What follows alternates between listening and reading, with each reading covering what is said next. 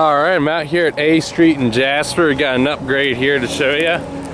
Nothing too major. They didn't replace the signals or even upgrade them to LED, surprisingly, but both the original 90s Safe Train gate mechs here have been replaced, as you can see.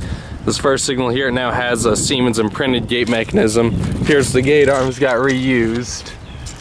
Some old easy gate arms. You can see there's the end of the diagonal striping there.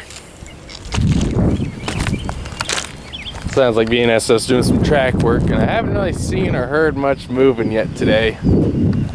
Though apparently there is a, here's back to the first signal. So apparently there is a southbound ethanol train heading through Mississippi at the moment, so hopefully I'll be able to get out to Winfield and catch that and chase it back east. Right over there's a rail crane just sitting over there.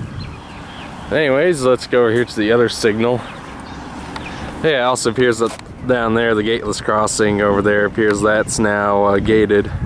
So I'm gonna go check that out before I head for like Winfield or something. So yeah, the ruler there. So here's the other side of the crossing. Nothing too much changed here. Like I said, got a new gate arm.